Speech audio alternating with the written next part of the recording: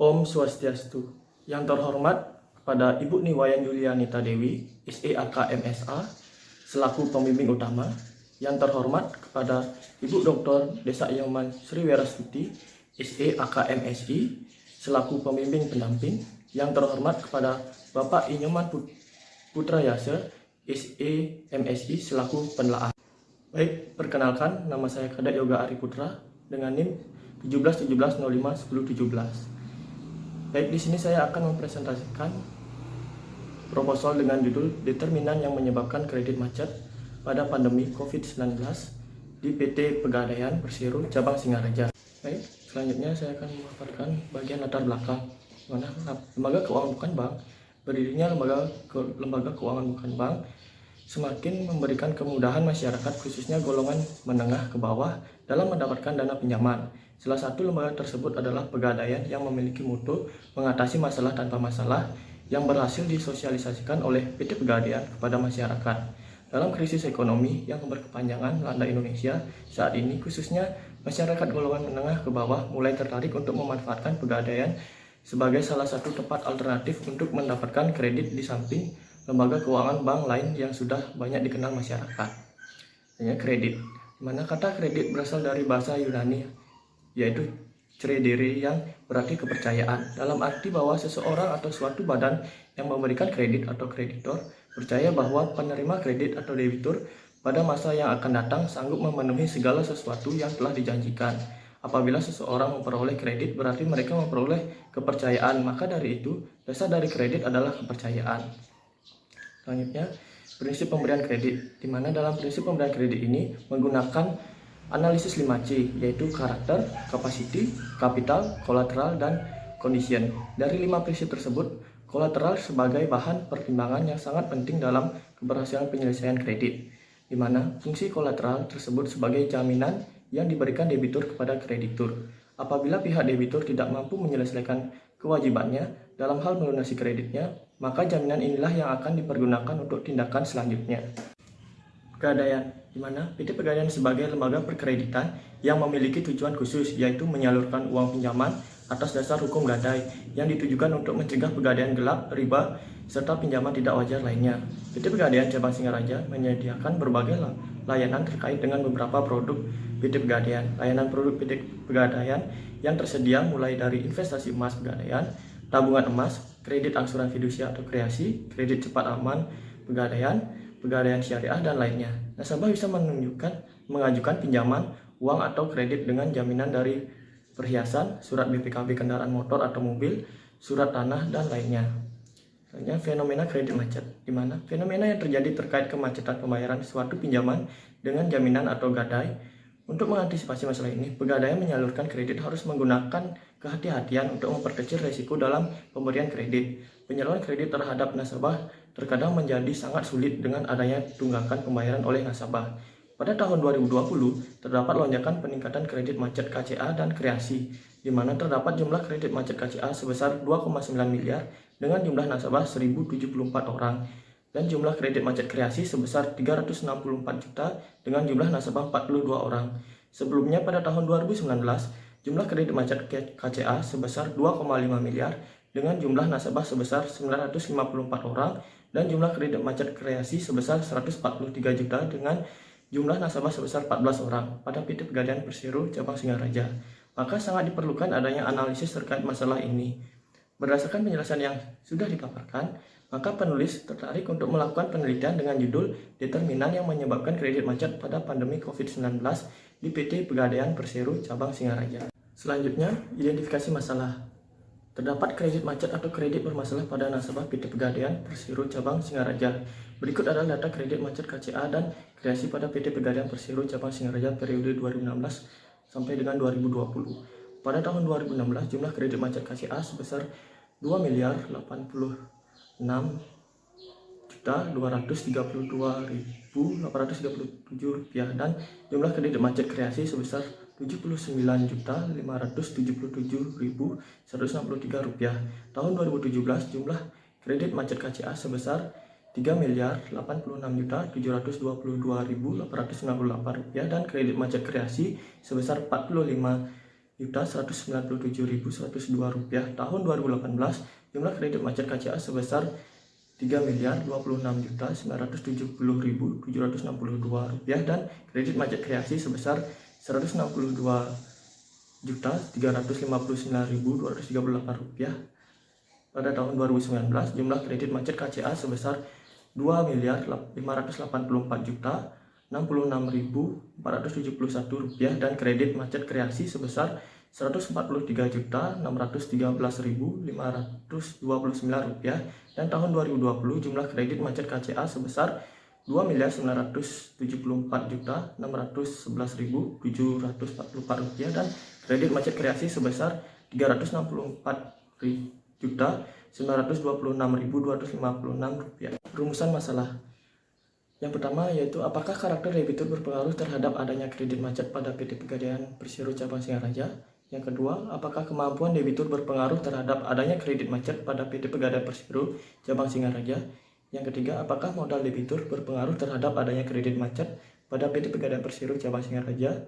Yang keempat, apakah jaminan kredit debitur berpengaruh terhadap adanya kredit macet pada PT Pegadaian Persero Cabang Singaraja? Yang kelima, apakah kondisi usaha debitur berpengaruh terhadap adanya kredit macet pada PT Pegadaian Persero Cabang Singaraja? Selanjutnya, tujuan masalah. Yang pertama, untuk mengetahui, menguji dan membuktikan secara empiris hubungan antara karakter debitur terhadap kredit macet pada PT Pegadaian Persero Cabang Singaraja. Yang kedua, untuk mengetahui, menguji dan membuktikan secara empiris hubungan antara kemampuan debitur terhadap kredit macet pada PT Pegadaian Persero Cabang Singaraja. Yang ketiga, untuk mengetahui, menguji dan membuktikan secara empiris hubungan antara modal debitur terhadap kredit macet pada PT Pegadaian Persero Cabang Singaraja.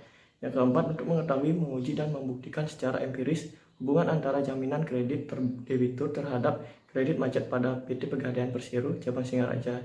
Yang kelima, untuk mengetahui, menguji dan membuktikan secara empiris hubungan antara kondisi usaha debitur terhadap kredit macet pada PT Pegadaian Persero Cabang Singaraja. Selanjutnya yaitu deskripsi teoritis, di mana dalam penelitian ini menggunakan 6 deskripsi teoritis. Yang pertama yaitu stewardship theory, yang kedua kredit, yang ketiga kredit macet, yang keempat pegadaian, yang kelima teori gadai, dan yang keenam penggolongan pinjaman dan sewa modal. Berikut adalah kerangka berpikir dari penelitian ini. Selanjutnya yaitu hipotesis penelitian, di mana hipotesis pertama yaitu karakter nasabah berpengaruh negatif terhadap kredit macet. Hipotesis kedua, modal nasabah berpengaruh negatif terhadap kredit macet. Hipotesis ketiga, jaminan nasabah berpengaruh negatif terhadap kredit macet. Hipotesis keempat, kondisi nasabah berpengaruh negatif terhadap kredit macet. Hipotesis kelima, kemampuan nasabah berpengaruh negatif terhadap kredit macet. Selanjutnya metode penelitian, dimana yang pertama rancangan penelitian ini, dimana metode yang digunakan dalam penelitian ini adalah metode kuantitatif yang bersifat dapat dihitung jumlahnya dengan menggunakan metode statistik. Dalam penelitian ini terdapat desain yang digunakan adalah desain penelitian kausal. Metode analisis yang digunakan adalah regresi linear berganda. Berikutnya yaitu populasi dan sampel, di mana populasi dalam penelitian ini adalah seluruh nasabah kredit macet kreasi pada PT Pegadaian Persero Cabang Singaraja yang berjumlah 42 nasabah. Berikutnya sampelnya, di mana teknik pengambilan sampel yang digunakan adalah accidental sampling, yang dimana menggunakan rumus Lovin. Sampel dalam penelitian ini adalah berjumlah 40 orang responden. Selanjutnya lokasi penelitian, di mana dalam penelitian ini dilakukan pada perusahaan PT Pegadaian Cabang Singaraja, Jalan Ahmad Yani nomor 43, Buleleng, Bali. Selanjutnya objek penelitian, di mana objek dalam penelitian ini adalah seluruh nasabah kredit macet kreasi di PT Pegadaian Persero Cabang Singaraja. Selanjutnya identifikasi variabel, di mana yang pertama variabel independen atau variabel bebas. Yang pertama karakter, indikatornya yaitu etikat nasabah, tanggung jawab, penggunaan kredit, sifat keterbukaan. Yang kedua pendapatan atau modal, indikatornya yaitu sumber penghasilan tetap. Yang ketiga jaminan atau kolateral, indikatornya yaitu nilai jaminan, sifat jaminan, kepemilikan jaminan, keaslian dokumen jaminan. Yang keempat kondisi atau condition, indikatornya yaitu perkembangan usaha, ancaman lingkungan, jenis usaha. Yang kelima, kemampuan atau capacity. Indikatornya yaitu pengelolaan keuangan, pengambilan keputusan, penganggaran. Selanjutnya, variabel dependen atau variabel terikatnya. Variabel dependen dalam penelitian ini adalah kredit macet, di mana indikatornya yaitu menunggak, pelanggaran perjanjian kredit, penyitaan jaminan. Selanjutnya, definisi operasional variabel. Yang pertama, karakter, di mana merupakan sifat atau watak seseorang. Dalam hal ini calon debitur tujuannya adalah memberikan keyakinan kepada bank bahwa sifat atau watak dari orang-orang yang akan diberikan kredit benar-benar dapat dipercaya. Yang kedua, pendapatan atau modal. Analisa kapital ini dimaksudkan untuk dapat melihat modal debitur sendiri yang tertanam pada bisnisnya dan berapa jumlah yang berasal dari pihak lain agar tanggung jawabnya terhadap kredit dari pegadaian proporsional.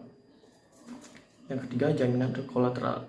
Jaminan adalah penyerahan kekayaan atau pernyataan kesanggupan seseorang untuk menanggung pembayaran kembali suatu utang. Yang keempat, kondisi atau condition. Dalam menilai kredit hendaknya juga dinilai kondisi ekonomi sekarang dan untuk yang akan datang sesuai sektor masing-masing. Yang kelima, kemampuan atau capacity.